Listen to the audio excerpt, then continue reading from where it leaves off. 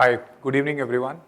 Uh, you all might have been very excited and possibly bored also with a little bit of all the Gyan sessions. So what we will try to do at the end of the day, just to make it a little bit, maybe not very fancy, but something to take away with, some fancy words, something to learn.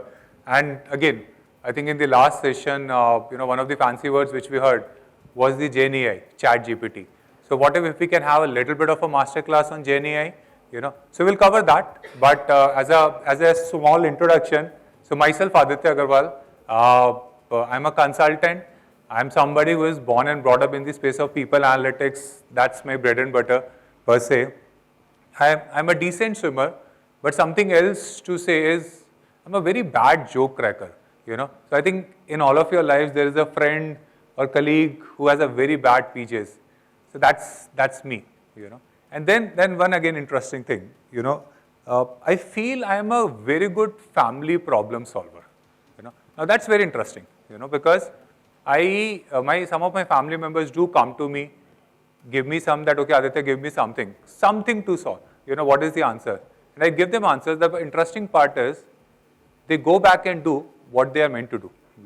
So I feel I am a family problem solver, but nothing new. They do what they do.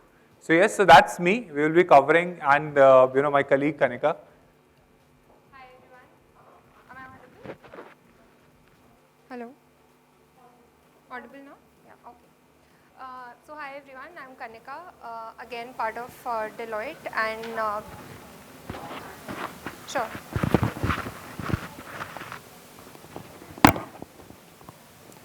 Is it working now? Yeah, I think it's working now. Okay. Hi everyone. Okay, so again part of Deloitte, and I think people analytics again is something that I'm very passionate about. It's also the only thing that I've done after my college life, so all throughout 10 years of my professional career. Aside from work, I think I definitely love to travel, I think most of us do. And the other interesting thing I think would be that I call myself like a self-proclaimed chef, because I'm not like really a chef, but I definitely, enjoy experimenting with cooking and, trying out stuff which I like to eat. So I mean, others are kind of forced to eat and try out that as well. So I think that's a little bit about me, and looking forward to this session today. Well, thank you, Kanika. So we'll start. I think, again, to start with a little bit of a Gyan slides, for everyone. But why, we are talking about analytics, we are talking about people analytics, HR analytics, and again, a quick 2 minutes nugget. There's a difference between HR analytics and people analytics. A lot of you might be using word of HR analytics, people analytics, and there's specific reason why we have leveraged the word people analytics per se. But because it gives that little bit of that feeling that it is about the people. It is not about the HR function, what you're trying to solve. No, it is about the talent, the people, the emotion for which you are trying to solve, and making it much more business imperative as part of it. But still, why do you need some bit of an analytics? Still, many people sometimes think, or used to say, that HR is a cost function, but maybe not. It's a growing value of the HR in the overall paradigm, which is specifically around pandemic effect. So post-COVID, and again, I think in the last session somebody said that it's an overused word, but that post-COVID the things have changed a lot. There's a lot of inherent focus on talent and on the digitization. Dynamic business landscape, you want to have much more alignment in terms of business. You also want to help business because the industry is changing too fast. Any industry right now, after 3 years, 5 years, you don't know what is going to happen. So how can the HR and the talent be very much close to make it possible, that particular shift to be possible? Again, talent landscape, you see in India, hiring a particular talent with required number of skills is so difficult. Big data. So all of these things are making the overall value of the HR and making it much more data-driven function. But what is the potential of a people analytics or a data-driven function? And look it into 3 specific buckets. We'll not go into deep dive of it, but look into 3 buckets. it hits across three areas specifically. One, the left one is business, till the time the HR is, the work which HR is doing is not able to make an impact on business, it might not be very much close, in terms of actionable things. Hence, the first part is, can I make a business performance to be much better? Maybe around productivity, maybe around workforce optimization, maybe around aligning individuals to the future skills. So that's the first part. Very much close integration to the business side of it. The another side, equally opposite, like data-driven HR. That's the another side, that can I make my function much more data-driven? Can I do, a lot of dashboards in terms of which gives me the business intelligence? Can I do recruitment analytics? Can I do some sort of a learning analytics? Can I make my decisions which are much more data-driven? But again, these are two sides. At the end of the day, you are doing people analytics. Again, not just analytics. Hence, the most sweet spot is where the talent sits or the employee. Can I elevate the overall experience of the talent? So that is important. The business, the data-driven HR, but what is very important is the part of the overall workforce experience, that they experience what they want to experience within the organization. So that's the three part, and the people analytics or making it much more data-driven or using analytics hits three sides of the equation in one go. Next is, some of the decisions, some of the questions which gets asked, in terms of people analytics, making it much more data-driven is, am I hiring the right talent? Again, this is one question. Even without analytics, you can still answer it. Any question which you pick from here is not something which is analytical driven. Again, the point you have to understand is it has to be business driven. Then only it can make an impact. But how do you solve it? That will be much more data driven. For example, is my workforce future ready? Can I look at emerging skills? Can I look at which skills are trending in a much more faster way as compared to other? So you're bringing some elements of data to solve for it. So these are some of the things, some of the questions which gets asked to us in our daily life, and this is something which we are trying to solve. But can I do it much more data driven as a part of the equation? And we will next talk about which are the elements which we can plug in to make it much more data driven. So I think we discussed about, few broad level questions in terms of, what CEOs, CHROs are trying to answer today. But how do you actually do that, right? I mean, and how do you actually leverage more of data and analytics across your employee life cycle, throughout the hire to retire stage?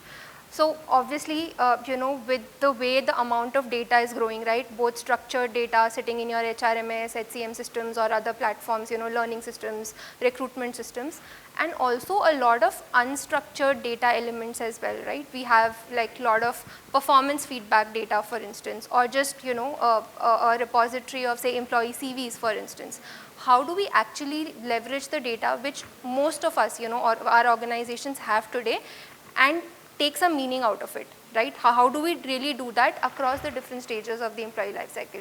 So this essentially is a view of, the art of possible, or what exactly or where exactly we can leverage more of data and analytics at the different touch points, be it learning, be it workforce planning, succession planning, skills, exits, etc.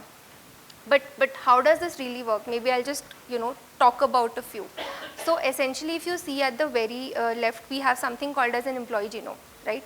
What it is essentially telling us is a very holistic and unbiased view of our employees' profile, right? I think earlier in the sessions we were talking about how do we give very personalized experiences to employees, etc.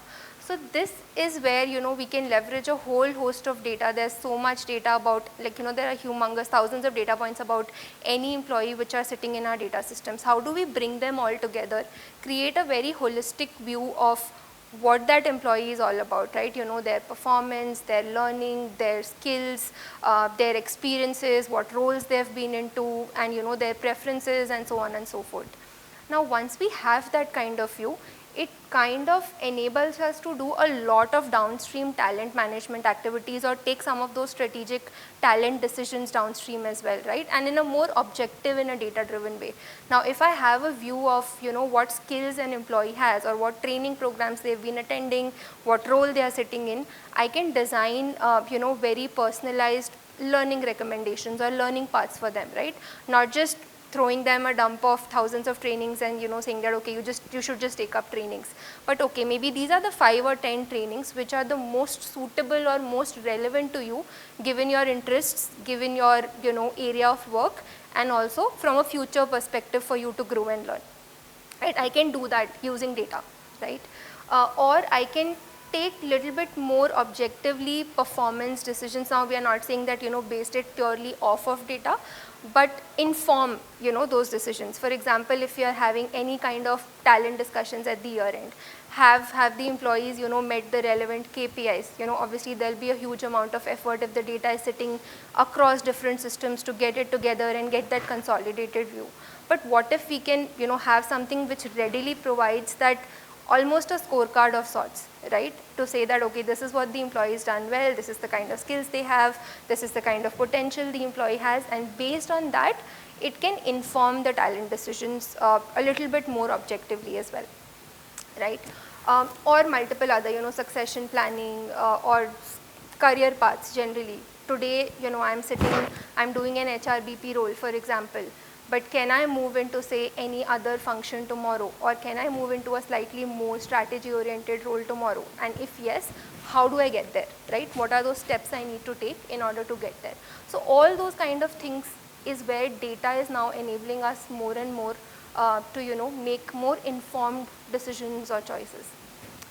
Right. Similarly, recruitment is another area, right? Right from okay, which kind of profiles do I source?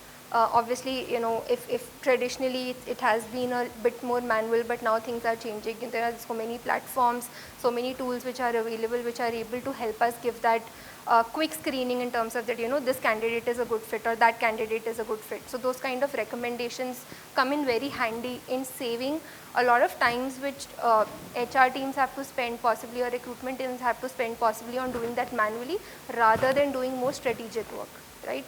So that's how data can kind of enable us. And I'll not drain into every topic, but overarching to all of this is obviously having a very strong data governance and your data infrastructure, because obviously while we are leveraging all this data lot more, but maintaining that data security or ensuring that the right data is in the right hands is obviously the basic principle, that the basic sanity which we all need to kind of maintain, right? So that's a little bit in terms of the art of possible, and maybe as a next. Yeah, and just to add to this, for example, let's say employee retention. You all must have seen the issue of employee attrition, and that's a big issue. But attrition is still not a big issue. What is the bigger issue is the high performer attrition in the organization, because you don't want your high performers to leave. जो नहीं काम कर रहा चला जाए, but high performers should not leave my organization. And that is where again the analytics can help in terms of attrition analytics to say, can I predict that this individual is high risk even before this individual has thought about it? Now that's important. If you already had a mental resignation, this individual is going to leave. Now the analytics is about predicting even before that this individual is going to leave. That is where the power of prediction is. That is where the power of analytics is. Now that's one step. Think about another thing which is mentioned here, survival analytics. It is similar, but in a different context. For example, you are setting up a team of 100 individuals. Think about, let's say, an example of Apple or Google. I'm not sure if anybody is from there, but let's say they are starting with a very high important critical project. They have 100 members, and if they say that what is important to me is not that everyone should be top performer, but everyone should stay with me for next 1 year. That is important for the criticality of the project. That is where survival will come in. So if you set up a team which can survive for 1 year, that is survival analytics. So again, you see, you are still trying to figure out that whether this individual will leave or not, but you are trying to hold the ear from a different angle to say that maybe, this individual will survive for next 1 year. So again, this is the power of analytics, where you can use data, numbers, analytics to try to predict, one step ahead. Yeah. Okay, so those were some of the use cases or where data can help. But how do you get it all together, right? Where do you start and how do you bring it to life, essentially? Now, what you see on the extreme left is typically a lot of data sources or data inputs that organizations would record, right? It could be in a central system, it could be fragmented across multiple systems. Some of the data could be sitting offline in Excel dumps or something. So it becomes very difficult to get that all together and generate that one meaningful data point or insight which can actually inform your decision, right? So that is where we say that by consolidating your different data elements into a single version of truth, right, where you are getting all of the data, consolidating all of the employee 360-degree data into something we call as an employee analytics record. Now, it's just a fancy term to say that, okay, how do you create a consolidated view of your employees such that, you have a view of everything that they're doing, right? Where do they sit in the organization? How is their performance been, learning, and so on and so forth. And actually, that solves a lot of your challenges that typically organizations face when they're trying to start on this data journey, right? One is it takes a lot of time to get all the data together, to get it in a meaningful form which can give you some insight rather than just a data point saying that, okay, my head count is 2000 as of today. But what's happening with that headcount? Are people moving out? Why people are moving out? Where are they going? Or things like those is what you get from a more holistic data when you combine the different elements across the employee life cycle. Right? That is essentially what your one version of truth or employee analytics record could do. It will also be very scalable because once you set it up, the data, you are building the data pipelines or whatever those algorithms to bring all of your data into a central place. Every month or at whatever cadence you require, that data is getting updated, right? So you can maintain a continuous pipeline of insights for any kind of CXO level insights or for your own HR team or for the business leadership as well, right? So it will be very scalable as well as very real-time data, right? So it's not like, okay, if I want to look at what my latest trends in terms of workforce, costs, etc. look like, I don't have to redo that exercise, get the data from 10 different systems and again get it here. It will be real-time for me. I can track and monitor things more easily as well, right? And also, during this entire process, one very big thing which is achieved is lot of times what we end up doing is we build a lot of solutions, we build a lot of dashboards, reports, but then the adoption or the usage of them somewhere falls flat at times. One very big reason why at times that happens potentially, or at least what I've observed with my experience with the client, is the trust with the data. Right? So if today there is report A which is telling me, okay, the attrition rate is 10%, tomorrow if somebody else is preparing the report or if, in some other form that report is getting generated and the number is 12%, there's a mismatch, right? So I don't know whether to trust the 10 or the 12, and I might have my own version and I'm saying that, okay, when I'm crunching the data, it's 11%. So nobody knows whether it's 10, 11 or 12. And that is where people start losing, track of things, using or utilizing that analytics or data that you've built. And which is where the single version of truth or the consolidation becomes very important because it gives you that consistency in the data, which in turn helps you, get better user adoption and better awareness also amongst people, right?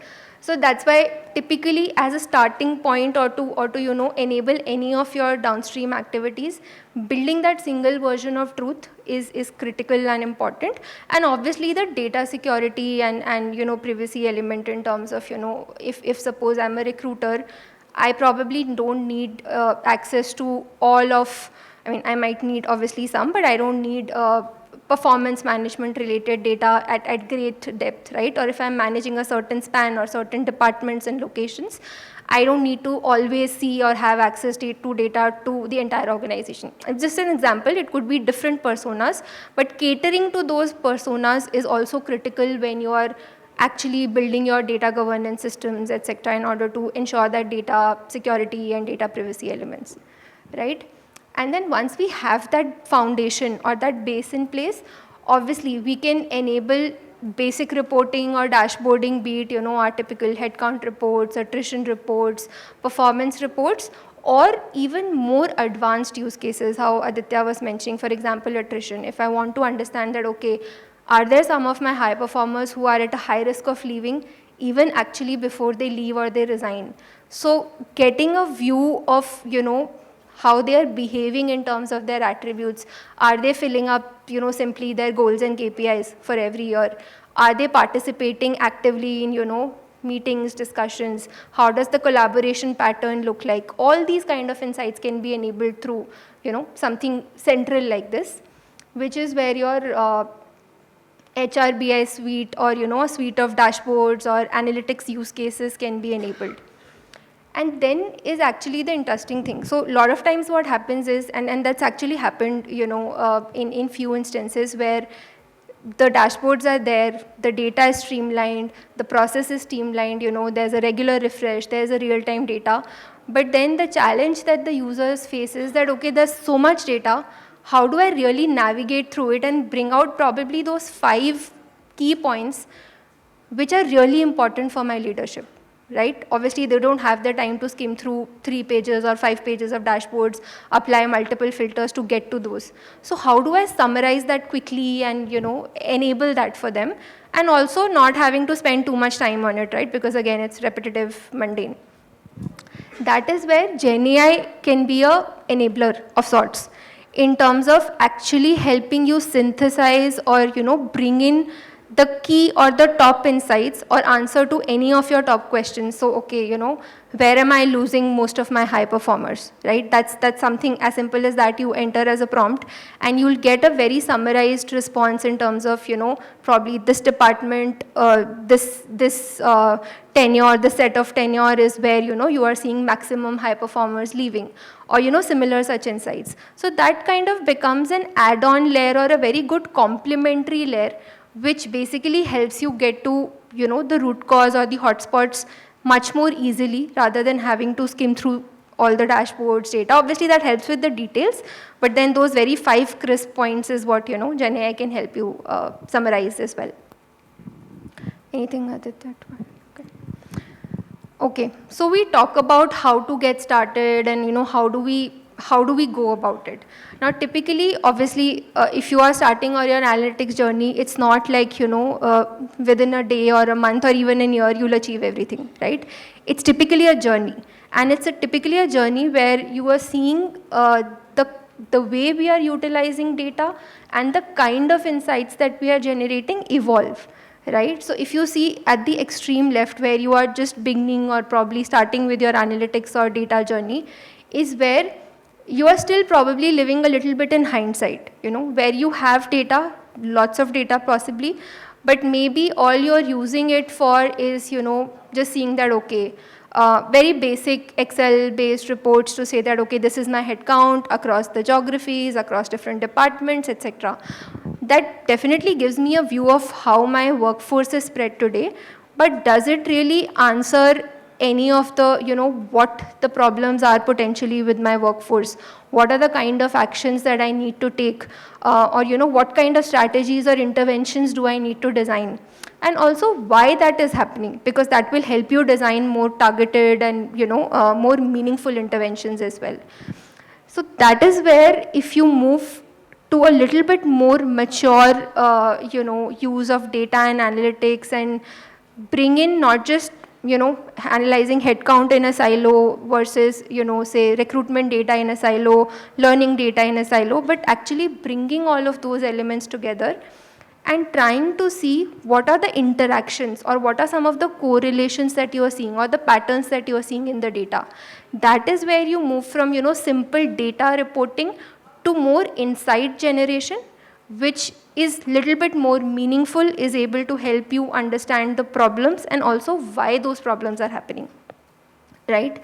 But then still, somewhere with this, we are a little bit reactive in our approach, right? We are not able to foresee, today that, okay, these are the skill sets that I need in the future. Am I ready for it? No, I just probably know that, okay, I have these skill set. these are the ones that probably I'm lacking. But how do you bridge that gap? You're still not able to, do that more proactive planning and strategizing. That's where you move to more predictive, advanced analytics using, all the buzzwords you'd be hearing, ML, NLP, Gen AI, and all of those sorts, to move to more of a proactive, insights and decision making, such that you can plan for, say, the next 2 years or 3 years. Simple example in terms of workforce planning, right?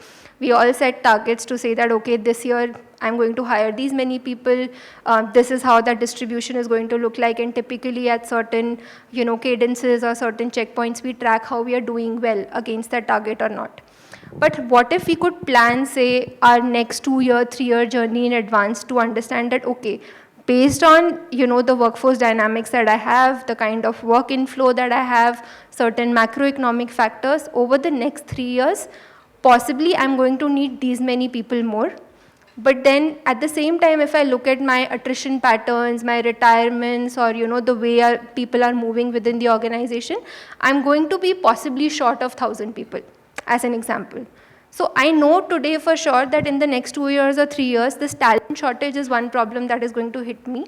And then obviously I can, evaluate to see that is my best option to actually maybe hire somebody from the market, or can I actually retrain or upskill some of my own workforce to be able to bridge some of those gaps.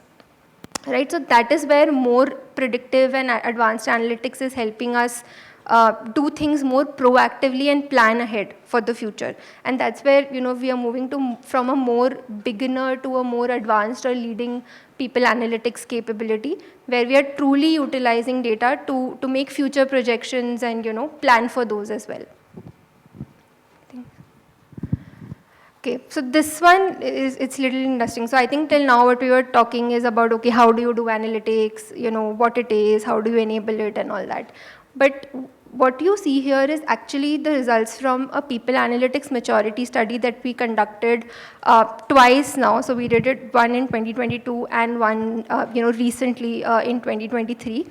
And we tried to understand that across sectors or across industries, what is the people analytics maturity of organizations in India specifically, right? Where do they stand? What are some of the key things or trends that we are observing? So couple of interesting highlights from there. So if you see on the left, largely, and this level 1 to level 4 is more from a beginner to a mature capability, right? So largely if you see, both in 2022 as well as 2023, a big chunk of organizations are still in that level 1 or level 2 of maturity, where they realize that, people analytics is important, there's value, and they're starting to invest in it. But then they're still, setting up the foundation or building those building blocks essentially for their people analytics capability. But what is interesting to see is that if we see in 2023 compared to last year, whereas last year there was about close to about 23-24%, which is 1/4 of the organizations only which were there in level 3 and level 4. This year, actually, that number has moved up to 1/3 of the organizations are more towards a little bit more advanced maturity, right? So essentially, what it is saying is that while people analytics is still evolving as a concept, but there are a lot of organizations, and most organizations there have already started to invest in it and take. Basically use that to make their more critical talent decisions. And we are seeing a shift in maturity, where organizations are moving from more basic capabilities to actually building more mature capabilities. Right, so that's more of a high-level view. But then what are some of the specific themes, or what did we specifically hear, from the different organizations? So one thing, when we did, the study, obviously in 2022, there was still a little bit of that pandemic effect, and after the pandemic, everything was opening up. Attrition was all-time high, right? So one of the focus of almost every organization was that, okay, I want to predict attrition, and I want to see how I can retain my talent, right? Because they were losing talent left, right, center. But now, since that has settled a little bit, what we are seeing is obviously, and I think that little bit emerged as a theme during the entire session today as well, right? Earlier, the panel discussions, etc., that employee well-being and employee experience is obviously at the core, right? Obviously, in the post-pandemic world, there's the talent dynamics or the talent landscape, the way it is evolving, there's a lot more focus on how my employees are feeling. Are they happy, right? Because if your employees are happy, then, you know, obviously your productivity, business outcomes, everything is going to fall in line. So that's one of the key things that we observed. Another thing that we saw was that, you know, while people are adopting people analytics, there's also like little bit of that, you know, apprehension or thought that if we start to use leverage, you know, start to use data analytics for everything and automate things, you know, will that potentially impact our jobs, right? So if data is going to do everything, what are we going to do, right? But obviously it's not like as simple a math equation. It's more to say that as data does more mundane or repetitive tasks for you more easily and provide you those insights more easily, you can focus more on the strategic components of things, right? So it's basically a shift there. And then obviously the way the HR function is being enabled by data and analytics is also helping strengthen the position as a true strategic partner to the business counterparts as well, right? Because that is where the real role or the real value of HR lies. And that is what is happening more and more. And I think the last and one of the key things that we heard was, again, the buzzword of Gen AI, where organizations do see a lot of value in Gen AI. Obviously, you know, it's a relatively newer concept. People are still adopting it, still trying to see how they can leverage it in their, you know, purview. But then essentially they see it as an enabler to people analytics, right? It can help you do people analytics better. It can help you make it more effective as well in that standpoint. So that was one of the key things which kind of, or key themes that kind of emerged on how we can, you know, actually leverage GenAI in the space of HR and people analytics to you know, generate better outcomes.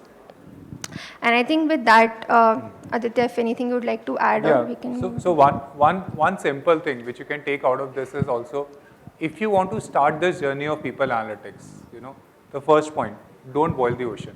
You know, I have to bring in the best data scientists of the you know, India. I have to set up this technology. No, it's simple. You know, start simple. This is the question which I'm trying to solve. You know, this is something which I can do this with these 5 data sets. Let me run a simple predictive algorithm. It's not difficult. You can do it on an Excel. You can have forecasting on an Excel. You can have prediction on an Excel. Point is, start simple. It's about the mindset. It's not at all about the analytics. You know, when somebody go and hire for the analytics guys, I would say that look into skills, but look into the mindset of how this individual solves something. So again, that is the point of how you can go from 1 to 5. Or you will always get stuck at 1 and 2. You have to shift that mindset, you know, of let me solve a problem with a data-driven approach. That's the you know, simple answer. Nothing more, nothing less, you know, about it. But again, we have already talked about you know, a lot of dull stuff. So you all might be thinking that Aditya and Kanika might be boring us. So there's a quiz time. You know, all of you can be a little interested. Can somebody give me an answer? What does 100 million represent? You know, I also know it is 1/10 of 1 billion, but any significance of 100 billion in terms of any new technologies, you know, which have come recently? Anyone? Any simple guess? What does 100 million represent? Yes, absolutely, ma'am. You know, that's the fastest in terms of number of users. You know, ChatGPT has the 100 million. I think there is one of the recent fact, again, something which has beaten ChatGPT is Threads. I think some of the recent numbers that Thread had 1 million users in 1 hour. I think, while ChatGPT had in 5 days. But while if you look at Instagram or other things, they might have taken, you know, a month or so. You know, so see, something like ChatGPT, which is again not for something for your fun usage. Still, the speed at which it was absorbed by the market was very fast, you know, and there is a reason. We'll come to that. And then next question, 175 billion. That's an easy one. Take a hit, take a shot. what does 175 billion represents? Sorry? Yes, absolutely. The number of parameters in GPT-3, and just to give a simple example, post GPT-3, if I'm not wrong, there is GPT 3.5, there is GPT-4. GPT-4 has somewhere around 1 trillion plus parameters. Now you might debate, okay, you're just increasing the numbers, 1 trillion, 5 trillion, 100 trillion. No. The accuracy of the LLMs which come out of it depends a lot of these parameters. So there's a lot of amount of effort which is going on behind this, that we increase the numbers so that the accuracies which comes out of these GenAI models, are much more higher. So that's a little bit about GenAI, but again, I will like to ask the audience, a little bit. Have you experimented with GenAI? If yes, in personal or professional, please raise your hands. Have you tried ChatGPT or any other models? Lovely, great. We are expecting full house here, Where have you used it? Anyone? And I think we don't need mics. Somebody can say it loud also. Anyone? You all raise hands. Have you used? Sorry, ma'am? Creating PowerPoint presentations. Lovely, ma'am. You should tell me also. That will take my job. But yes, you're absolutely right. PowerPoint presentation. Anything else?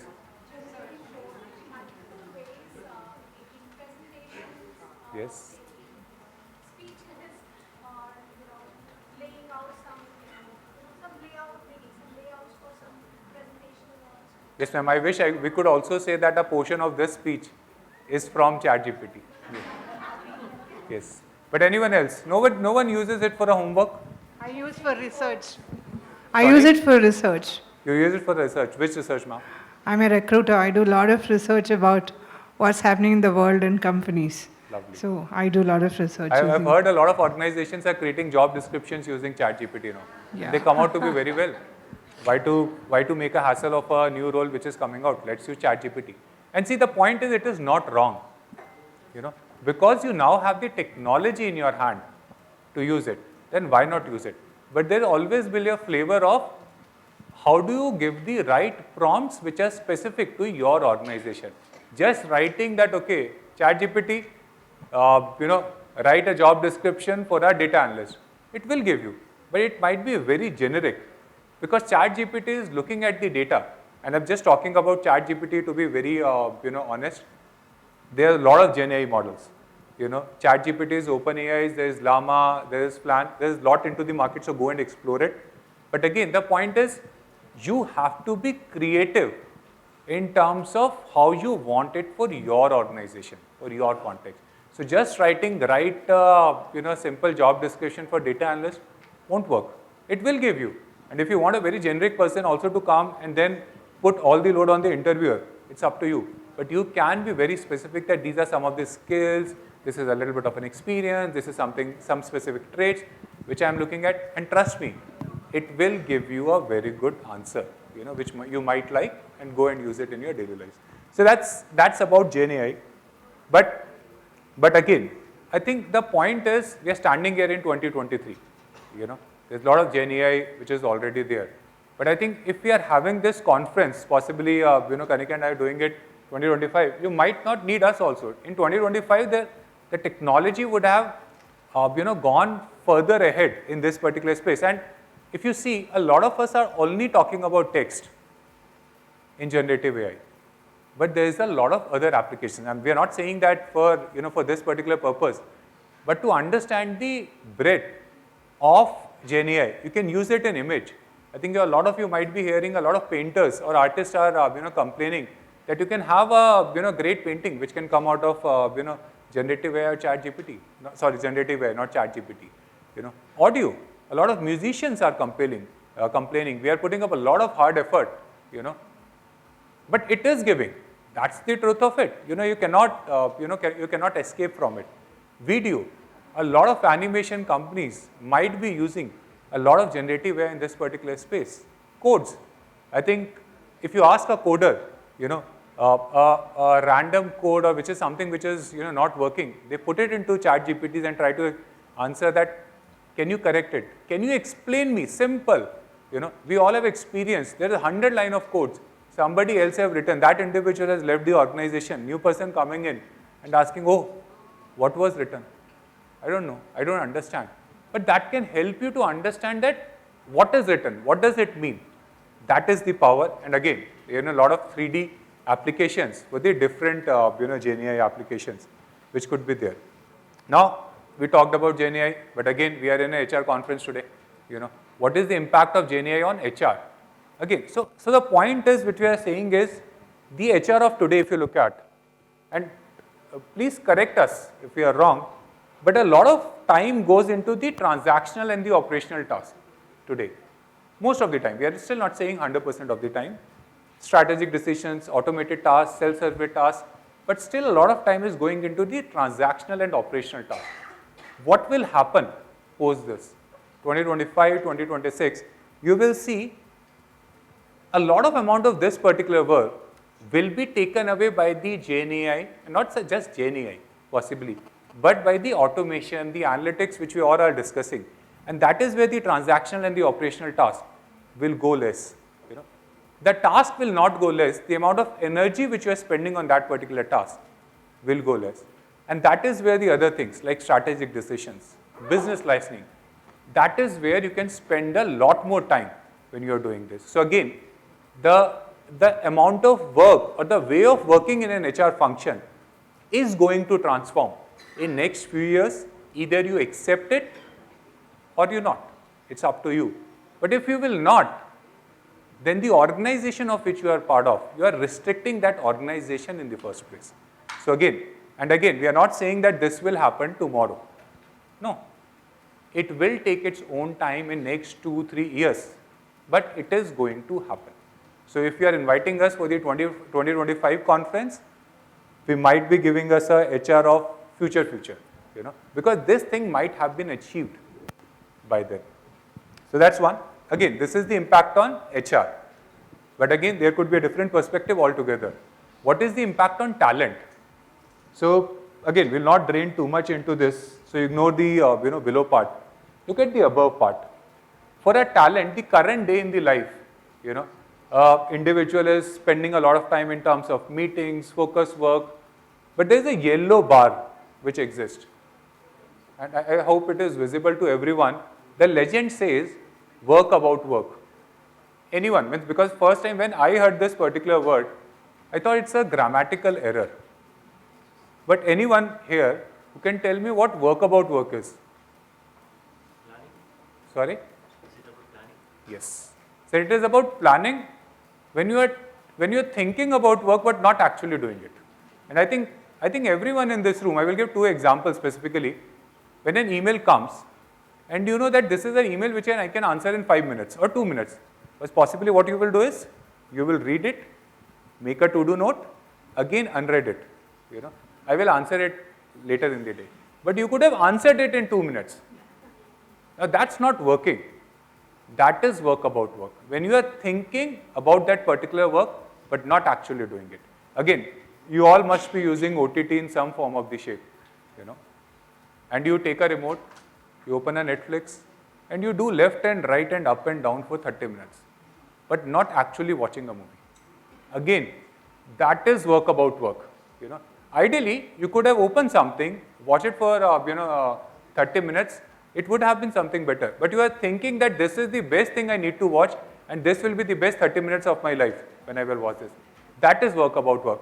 So what we are trying to say is that GenAI will reduce this yellow bar. These technologies will reduce this yellow bar, and you know that this is the thing I need to focus upon. I don't have to rotate a lot around other things, but my focus time. A lot of you might be feeling in your daily lives that if I would have got 2 hours or 3 hours, I would have completed this big activity.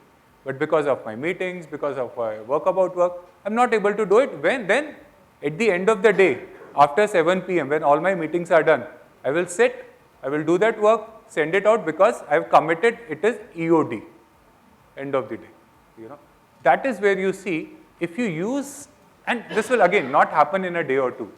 It will take some time, but what will happen is the overall work-life balance. You don't see a work after 4 or 5 p.m.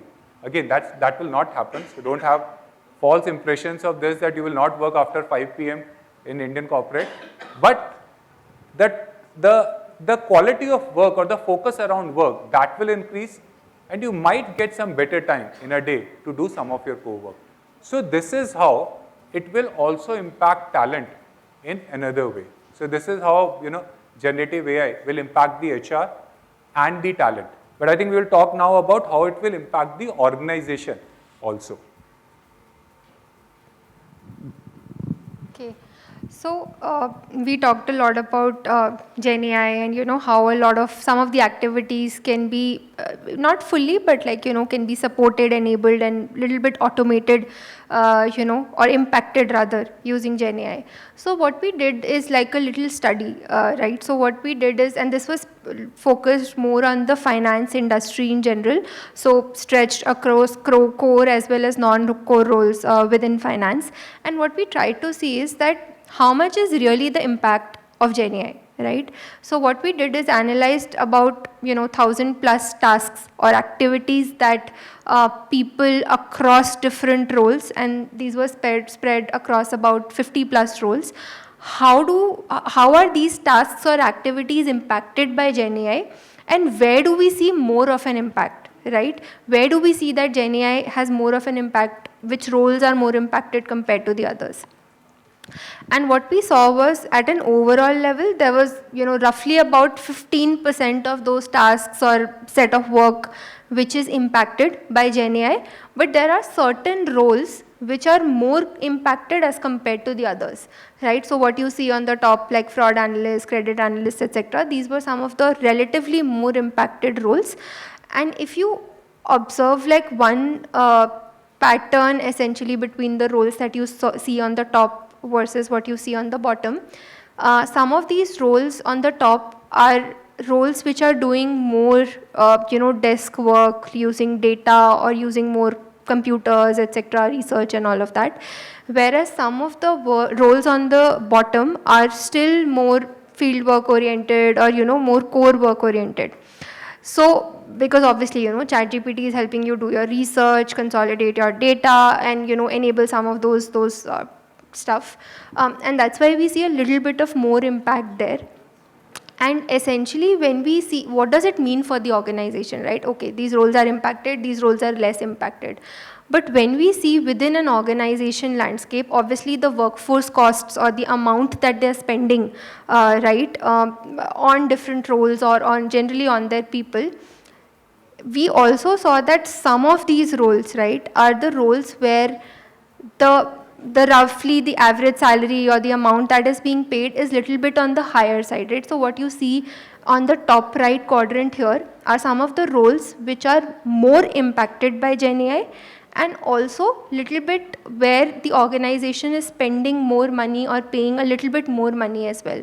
So this is kind of what we call as an area of opportunity for the organization to unlock some value, save some value, right? So this is where they could focus and actually see where they can optimize on their costs. But at the same time, it does not mean that once Gen AI is there and some of this work is automated or done using Gen AI, we don't need fraud analysts or we don't need credit analysts. That's not what we are saying, right? So similar to how Aditya was saying that within HR as well, you focus more on the strategic aspects of things or things, which you truly bring to the table from a knowledge perspective. Even these roles will get more time to do that. And also, this brings that opportunity to say that, okay, now that I have some time freed up, right, in terms of the capacity or whatever time people are spending on different activities, how can I actually utilize that bandwidth or that capacity to train or upskill my workforce into those areas which are, truly relevant for me in the future? We were talking about a little bit about emerging skills, right? So there are certain skills which we need 3 years down the line, 5 years down the line, continuing to be relevant. The demand is ever growing. We are probably not getting enough talent in the market to fill for that, gap or that demand. But can I actually train people and invest a little bit of what I've saved in my people back again, and utilize or kind of transition or pivot them in that direction, obviously that will help improve their experience or their learning as well. So it's their personal growth as well as an organization. As you are nurturing ingrown talent or you are reutilizing your talent, it's a win-win for you as well, right? So you are not getting somebody completely external to the organization and then customizing them to your organization, your ways of working, etc., and then kind of getting on track. So that's a little bit of view on basically how Gen AI can impact and what that means essentially as well. Anything and just to add, so you see these are the least impacted roles, and if you just give a glimpse of this least impacted roles, you will realize that these are the roles which needs a little bit of more of a manual work. Again, you might debate that the roles or the jobs where you need little bit of a manual work, the impact would be less. Yes, again, the simple point is the impact is less, but the impact is there. Every role in this world will get impacted by Gen AI. As simple as that. We can be proved wrong or anyone can be proved wrong, but how technology is very important in every work, every role. Even you are not realizing it, but it is important. A role where an individual is just going into a rural area, but maybe that individual has a phone in his or her hand. Maybe there are some applications which will make life simpler. Maybe 1% simple, 2% simple. But the simple point is, it will impact. There would be roles where the impact would be 30, 40, 50%. And again, as Kanika said, we are not saying eliminate that 30%. Don't think about workforce optimization today. Think about how do you elevate that particular role in future. For some roles it would be 30%, for some roles it will be 1%, but it would be there. So point here is start thinking in that particular direction. Start thinking in the direction that how the HR function will change. Start thinking that how the talent life would change. Start thinking of how it will hit your organization, and that will also change. So these are the three different angles which we wanted to cover, that how generative AI will impact you.